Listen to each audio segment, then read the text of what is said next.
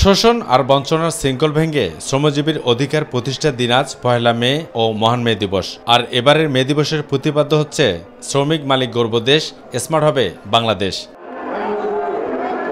শোষণ, নির্যাতন আর বঞ্চনার শৃঙ্খল ভেঙে শ্রমজীবী মানুষের ন্যায্য অধিকার আদায়ের ঐতিহাসিক দিন আজ। শ্রমিকদের আত্মত্যাগের এই দিনে সারা বিশ্বে একযোগে মহান মে দিবস পালিত হচ্ছে বিশ্বজুড়ে। এর ব্যতিক্রম নয় বাংলাদেশেও। জাতীয় প্রেসক্লাবের সামনে বিভিন্ন শ্রমিক সংগঠনের দাবি আদায়ের মিছিলে মুখরিত হয়ে ওঠে পুরো এলাকা।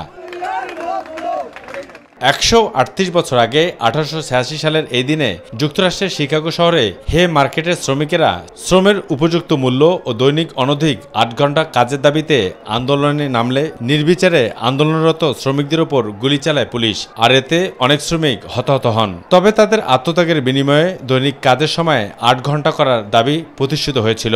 আর এর পর থেকেই দিনটি মে দিবস হিসেবে পালিত হয়ে আসছে। শ্রমজীবী মানুষের কোনো মজুরি কাঠামো নাই, তাই আমরা জাতীয় ন্যূনতম মজুরি সরকার ঘোষণা করবে। এখন পর্যন্ত কিন্তু আমাদের দেশে শ্রমিকদের অধিকার আদায় হয় নাই। জীবনমান উন্নয়নের ক্ষেত্রে তার মজুরি, বাঁচার মতো মজুরি এবং জীবনমান উন্নত করার যে মজুরি এবং কর্মঘণ্টার দাবিতে আমরা লড়াইতে আছি।